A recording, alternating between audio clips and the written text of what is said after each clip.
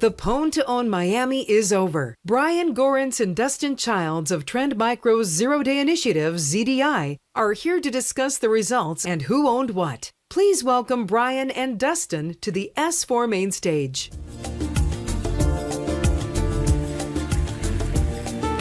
Hi, thanks everyone. You might notice I'm not Brian and Dustin, I'm just Dustin. Little point of clarity, we're actually still running Pwn2Own. So I have a lot of results to reveal to you, but it's still going on, and I want to talk about that too. So before I get to the results, I want to talk about a little of what is Pwn2Own.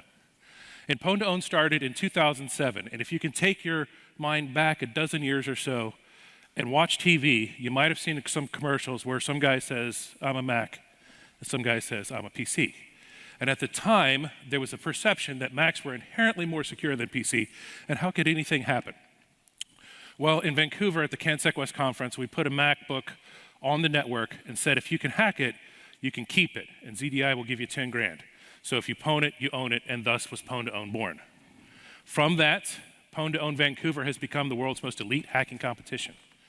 This past year, we gave away a lot of money, including, as you may have heard, a Tesla Model 3. Vancouver has now become where we do our enterprise competition, specifically with virtual machine escapes. We look at web browsers, enterprise applications, server-side apps, and of course, we have an automotive category. We just announced Vancouver 2020 a couple weeks ago. All of those targets are returning. If you want a Model 3, we've upped kind of the difficulty on that, but at the same time, we've also upped the reward on that. The most difficult hack on a Tesla Model 3 this year will not only get you the car, but it'll get you $500,000. So if you want to see that, please come to Vancouver and CanSec. We hope to see some Hyper-V escapes. I know we already have one contestant that's registered. Want to see some web browser stuff.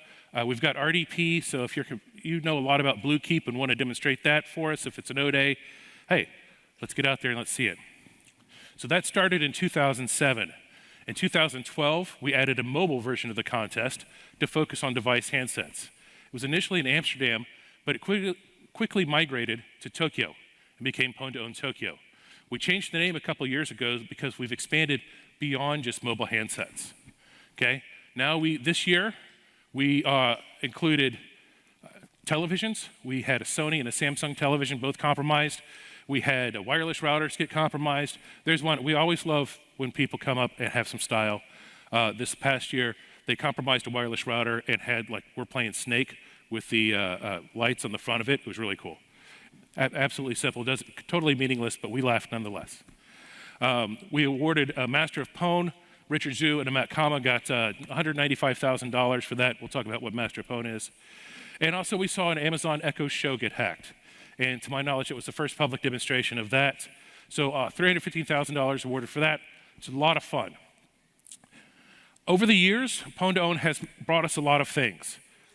Things like Control Flow Guard, things like stronger sandboxes, vulnerability-specific mitigations, isolated heap, reduced attack surfaces through MemGC, that sort of thing, has all been influenced by research demonstrated at Pwn2Own. And that's one of the reasons we do it. We want to make things better. Obviously, it's a lot of fun. Pwn2Own exists to enhance our research and to enhance our threat intelligence at the Zero-Day Initiative. And we want to do that, but also we want to help the vendors improve the security of their products. And that really means a lot to us. So when products get better year over year, it makes it great. We end up spending more money because it ups the difficulty, and now it's costs more to pop Chrome, but whatever, that's fine. I have the budget for it for now. So we hope we can keep doing that. And we love to see this happen. So over the years, we've always said, well, what if we expand? What if we do another Pwn2Own? What would it look like? Well, why not bring it to the industrial control systems world? And thus Pwn2Own Miami was born. So over the last years, we've worked with industry partners, with people in the industry, to look at how we do this. One of the problems of running a Pwn2Own, or one of the challenges, I should say, is logistically, how do I get a PLC into the hands of researchers around the world for them to test for 3 months, to show up at a contest and do it? Well, I haven't answered that yet, but I have figured out how to send them virtual machines. So we worked with people in the industry, and we worked with our industry partners. We set up our target list, and we worked with our researchers around the globe to get them the targets. They've had a few months to work on it. Over the last few days, they've showed us what they came up with. So let's take a look. Starting at day one, the Insight team of Stephen Seeley and Chris Anastasio performed a DOS on the Triangle Microworks SCADA data, excuse me. Okay, you guys have got to name some of this stuff better. It's a mouthful. The Triangle Microworks SCADA data gateway, that got them $5,000 and kicked off the competition. The Clarity research team also did a DOS following that on the Iconics Genesis 64. That was another $5,000 for them. Then the Insight team came back. They did the code execution in the room, but here's the way Pwn2Own works too. Let me get it before I get too ahead of myself. We set everything up, we invite the contestants onto the stage.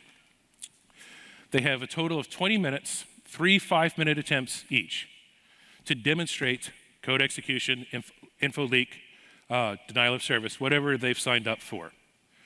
Once they demonstrate it on the stage, we take them back into a disclosure room. It's actually off over here downstairs on this location, and they tell us all of the details.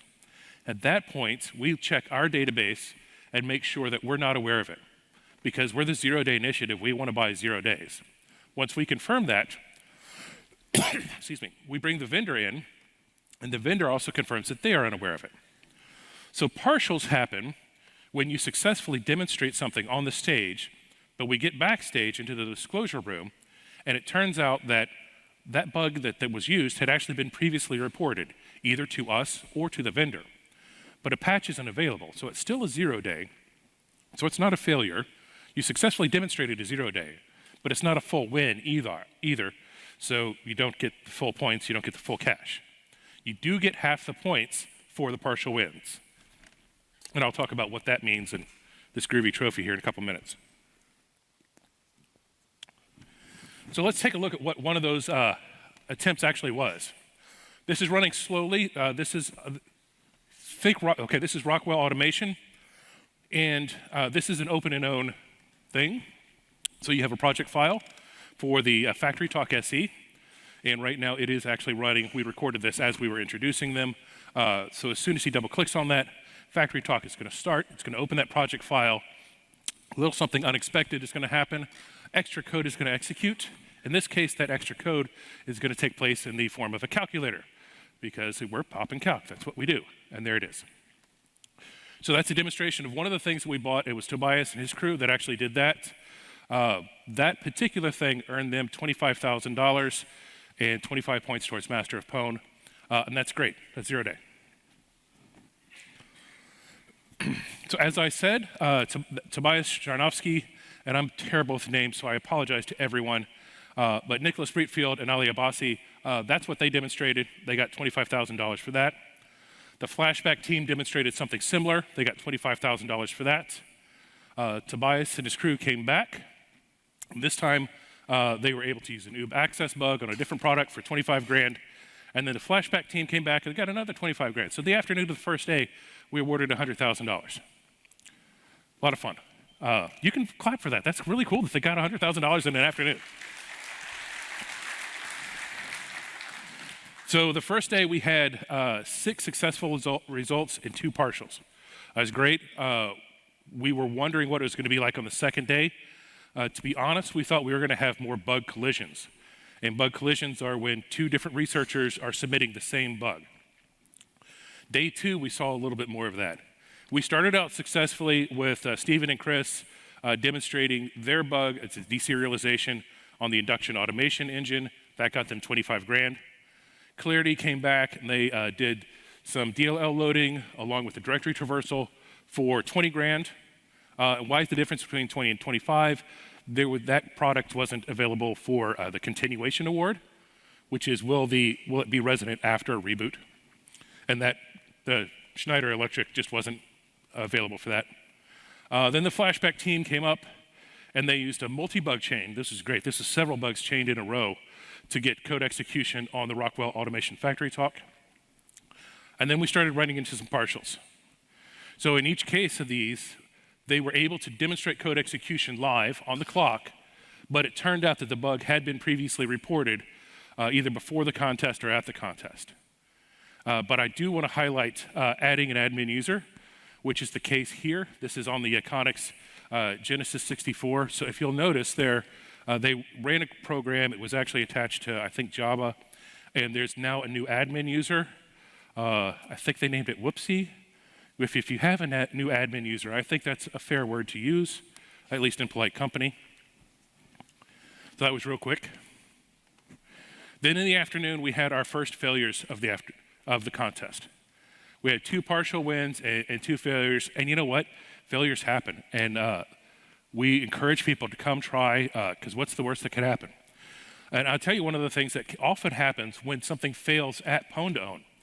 We still take you into the back room, we still do the disclosures, and we still find out what's going on.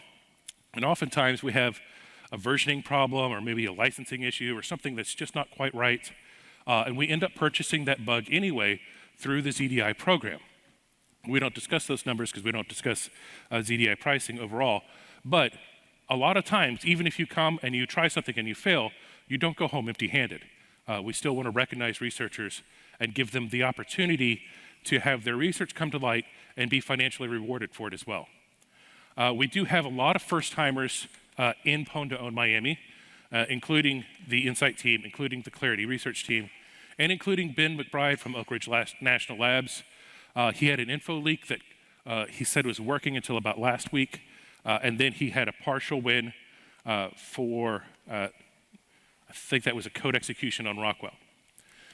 We come into day 3, and these are the first 4 attempts, because I'm writing my slides on the results, of course, as it's going on, as I'm live tweeting, as I'm live blogging, as I'm live doing everything else. So we started off this day with some of the biggest drama I've seen at Pwn2Own, like any Pwn2Own, and I've been to a dozen of them. Like I said, you have 5 minutes, 3 5-minute tries within a 20-minute window. We start the clock, they start their exploit, failure. We stop the 5-minute clock, the 20-minute clock keeps running. They're debugging, they're looking at different things, they're rebooting a VM, they're trying. With about 3 minutes left, less than 3 minutes left, they start their exploit again. And with 4 seconds left on the clock, they go, okay, we're verifying the shell now. So 4 seconds left. These James Bond wannabes making everyone nervous in the room. And we get them back and we find out, yes, it is a success. It is not a duplicate bug, full compromise on the Rockwell Automation Studio 5000 EWS, the only EWS entry we had for that category. So that won them another $20,000. And that was fantastic. And everyone in the room went, we were like, everyone was stressed. Even the people who weren't participating were stressed. It was great. It was great drama. Great TV.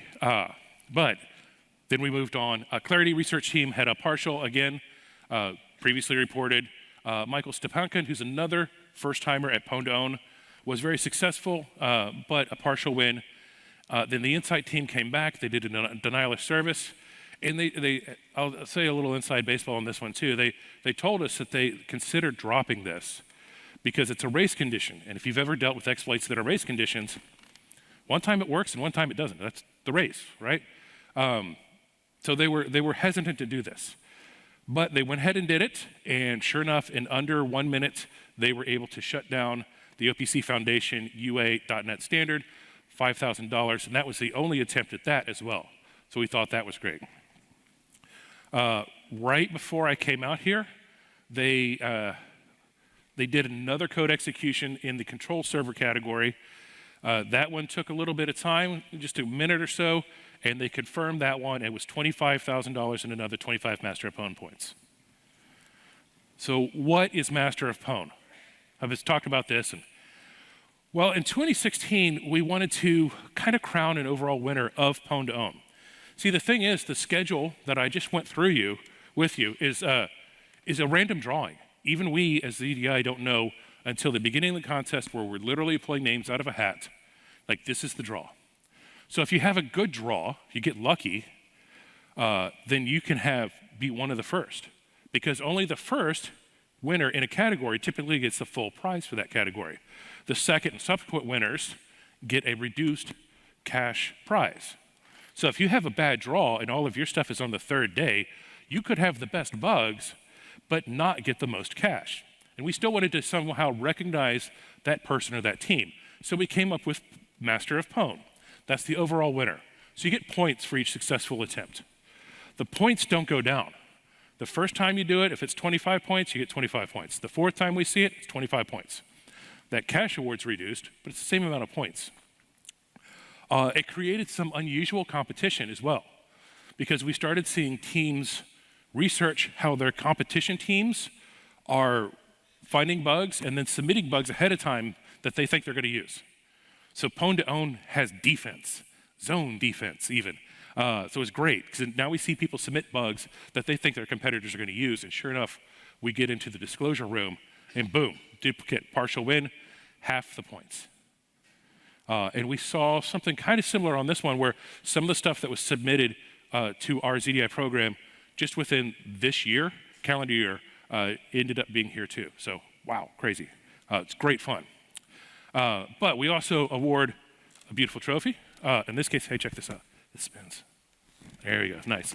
As well as you can see, some lovely attire. This year, our first year in Miami, we wanted to do something a little special. So we have these beautiful Hawaiian shirts that has our logo and sublimated in there, Pwn2Own. It was great. I'll hand this out in just a minute. So I know you're asking, who did it? Well, I mentioned potentially dropping a DOS. There's going to be probably about 5 points that establish it. And what happened just before we came on stage means the Insight team had 92.5 points, has mathematically eliminated all of the competition by a total of 5 points, which is what they got from that DOS, based on what's probably happening in the room right now. So congratulations to the Insight team. Steven Sealing, Chris Anastasio, why don't you guys come on? Oh, man. So if you guys want to say a word or two, as I put you up, Chris, here. Sure, yeah. I just really want to say thanks to S4 and ZDI for putting on this competition. You know, I've been following Pwn2Own for the last few years, and it's something that I always wanted to do.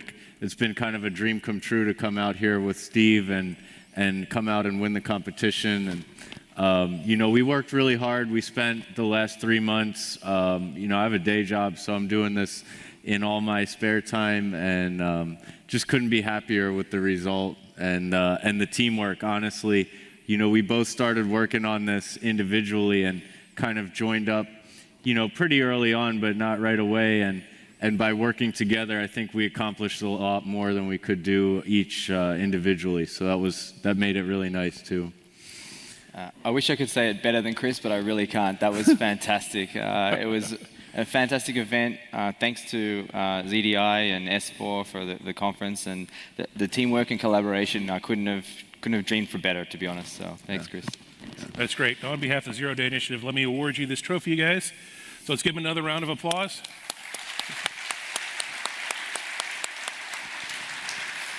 Good job, dude. Great. I'll set this here so you don't break it walking off. So that's great. I want to thank all of the contestants too. Special thanks, of course, to Dale Peterson and the folks here at S4. This is our first time here, and you all have been so accommodating. Thanks to the crew at the Fillmore. Putting on Pwn2Own, you end up having like 1,000 crazy requests, and everyone has been more than gracious, putting them together, doing everything in their power to make sure this contest came off. We never know what it's going to be like our first year at a venue, our first year at a conference. It's been absolutely fantastic. We're really hopeful that we can even expand it next year. Again, thanks to all the contestants, and here is their names again. You can see it. And also, don't sleep on Lucas. He just had a really bad draw. He goes at like 4 o'clock today, so that's the only reason he has 0 points. But thanks to the folks from these guys, thanks to the Flashback team, they've been fantastic.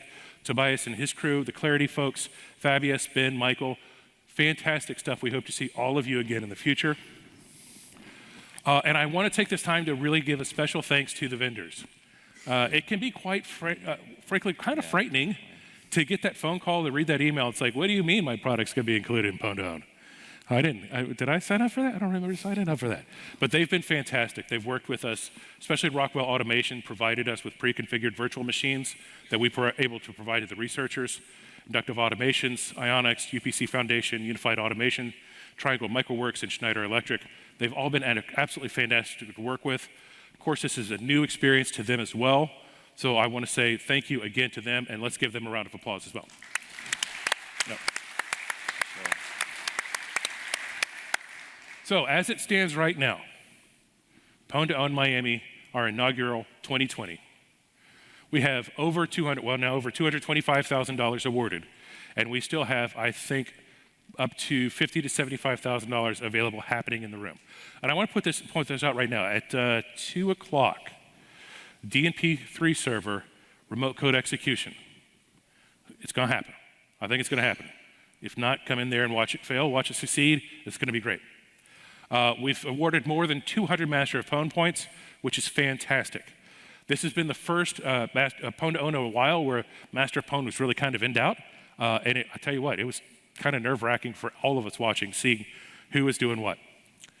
We have more than 20 individual CVEs that we have already reported to the vendors.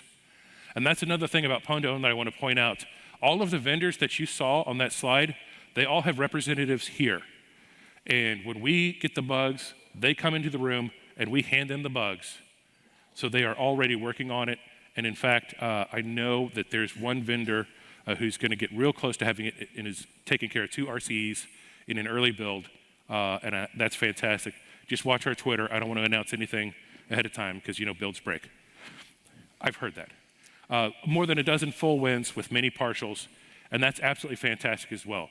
We had 25 attempts over the 3 days, and to have only 2 failures is absolutely amazing. And even those 2 failures were very, very close to being successes. So that's some tremendous research from all of the contestants involved. And I just want to put this out here for a few reasons. Plug in with the Zero Day Initiative. We're the world's largest vendor-agnostic bug bounty program. If you saw Brian's talk on Tuesday, he kind of goes through what we are, what we do. Follow us on Twitter at the ZDI. Read our blogs. I like to blog a lot. I do a patch blog once a month on the second Tuesday of every month for some reason. If you're a vendor and you say to yourself, hey, how do I get into this Pwn2Own game? Zero Day Initiative, ZDI at trendmicro.com. Say you want to sell a bug. I'd love to buy it. Please encrypt it with PGP. I've had to turn down legitimate bugs because they were sent in clear text email to us. Well, now it's not a 0 day, is it? So please use PGP. You think that's a joke. That's a real thing. I want to say a couple things we've learned. There are some low-hanging fruits in SCADA, but there's also the opportunity to go much beyond that.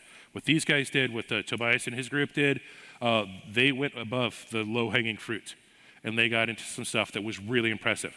I can't wait until they get patched to blog about it, because I like to blog. The vendors are learning, but they're very diverse in their security posture. Some haven't learned what ASLR is, some have. The licensing can be very tricky with SCADA products as well, but there's also those researchers who are like, well, yeah, the first thing I learned to do is break the licensing. So if you're relying just on licensing to save you from attacks, you're going to have a bad time. But like every space, there's room for growth, and we hope to see that growth year after year. And if you're an ICS, a SCADA vendor, and you want to participate, again, please send us an email. This is our first year, so we want to make sure that we have continued growth. And I think that's fantastic. It's been a fantastic contest. Again, thank you to these folks. Thanks to Dale and S4. Thanks to the vendors.